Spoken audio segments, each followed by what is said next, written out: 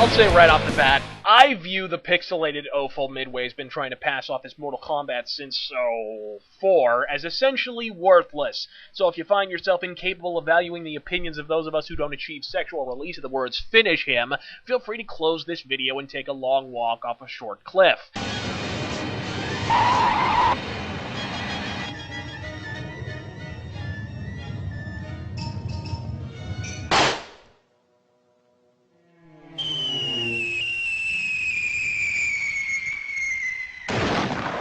I say I stopped playing at 4, but the last game in the series I actually enjoyed was Mortal Kombat 2. Beginning at 3, the series became more about rush-down, scattershot, button-tapping combos than strategy and timing, and the difficulty curve in Mortal Kombat 3 Ultimate bore more than a passing resemblance to a brick fucking wall. The detractors came out of the woodwork at that point, and after languishing through several deservedly forgotten games during the PS2 era, and one absolutely atrocious tag team effort with DC Comics, those detractors were 100% correct. The question on all fans' minds seems to be, has the series regained the glory of Mortal Kombat 2 while tossing the botched recent experimental offerings onto the eternal pyre of streamlined guano to keep utterly disappointing shit like Soul Calibur 4 Company while it crackles in the inferno of shitty game design? Here's your answer. Kinda?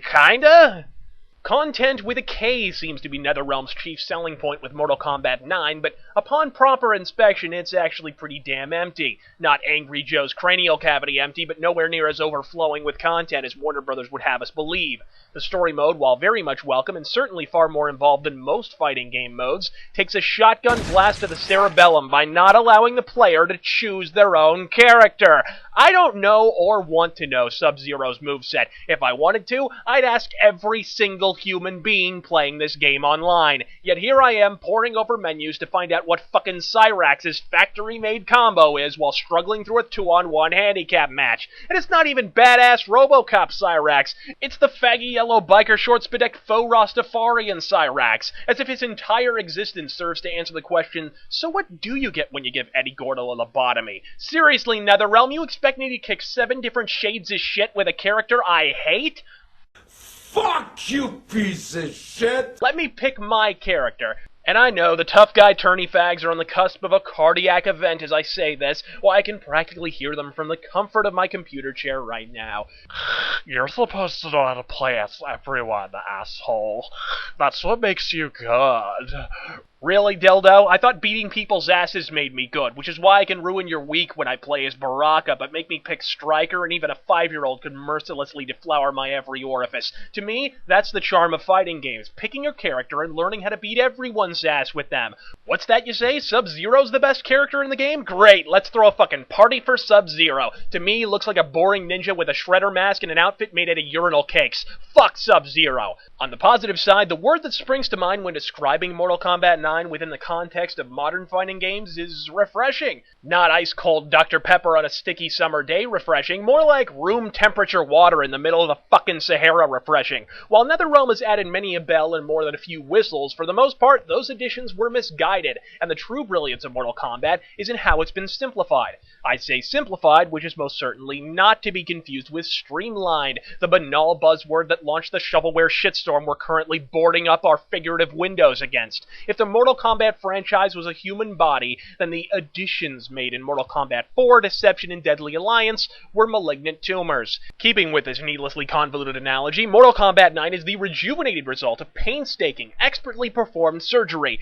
Sadly, the cancerous growth that is this series' propensity for preposterously unbalanced juggles that are exploited more frequently than an anime schoolgirl walking past a throbbing tentacle penis factory has not been similarly shorn, and that's what keeps Mortal Kombat 9 from being a wholly satisfying experience. A combo in a good fighting game such as Street Fighter Alpha is not a pre-made set of button commands that's listed in some fucking menu somewhere. It's a set of moves that, when linked together by happenstance and player experimentation, yield a tight set of effective moves with little to no pauses in between strikes. You don't manufacture these combos in an assembly line somewhere, you supercilious fuckwits. We're not playing Simon, asshole. We're playing a fighting game. Let me make my own goddamn combos. It's weapons-grade laziness. Now, I say I like the story mode, but the story itself is trite horseshit. Not that I was expecting Dostoevsky-caliber narrative from a goddamn Mortal Kombat game, but when your best feature also happens to be not all that good, you know you're swimming in the Ganges without a fucking snorkel. And holy tits!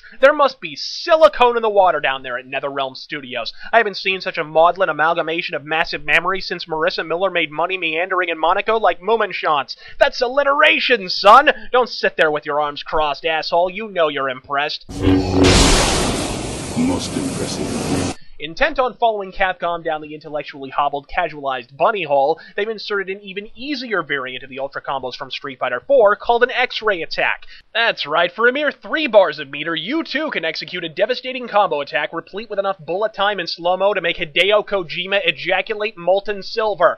How do you execute this game-changing attack, you ask? Well, as difficult as it is to explain, I'll do my absolute best to offer a quick tutorial, seeing as I've already mastered this outlandishly difficult maneuver. So, don't waste this magic moment, Rageaholics. Are you ready? Okay. Now the first and only step is to hold down R2. Are you still following me? Hold down R2. Okay. And L2. And here's the tricky bit. At the same time. What pace-swilling horse's ass at NetherRealm arrived at the idea of making the game's most devastating move literally a 2-button command? That's like the president giving a 3-year-old the nuclear launch codes. Are you fucking joking? What is with this shit in modern fighting games? Is it really all that hard to fight back from an energy deficit in a fighting game without some gimmicky flashy screen fuckery on screen that takes half your enemy's health without even trying? It's like, instead of making players get better, they just have to get the shit kicked out of them and then execute an Ultra Combo / X Factor / X-Ray attack. Yeah, that'll shut the casual kiddies right the fuck up. Well, I tell you what, give them that digital pacifier and send them the fuck off to bed so the adults can play a real fucking fighting game, will you? I'm tired of coddling these assholes. Here's my philosophy on come from behind wins.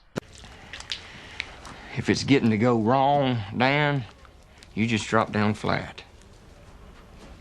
The fuck did you just say? Drop flat if it's going wrong, and I'll blow his fucking head off. You do, and it'll be the last goddamn thing you do on this fucking earth. Going wrong is not the end of fucking things, Johnny.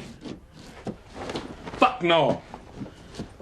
I have come back from plenty of shit that looked like it was going wrong. Yeah! Be like Dan Doherty. Grow a set of motherfucking testicles. Just because you got a sliver of health left doesn't mean the match is over. Man the fuck up and win the day. Your crying and whining is literally negatively impacting fighting games now. My final verdict on Mortal Kombat 9 is that it's a breath of fresh air in the modern fighting game genre, but I would argue this doesn't speak so much to its individual quality as it speaks to the sad, sad state of competitive fighting games today. I mean, when Super Turbo is removed from the list of games played at EVO, and none of the drooling simps at Shoryuken.com utter so much as a peep, you know it's time to stock up on duct tape and canned food because we are officially fucked! The zombie apocalypse is just around the corner, Rageaholics. The best new fighting game on the shelves today is Mortal Kombat! Flee for your fucking lives! And God fucking speed.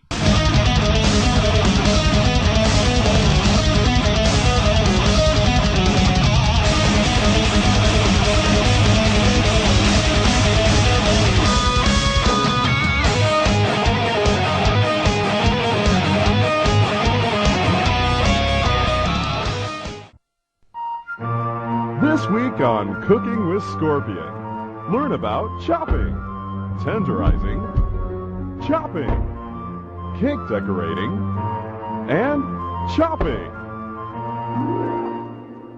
Headshot.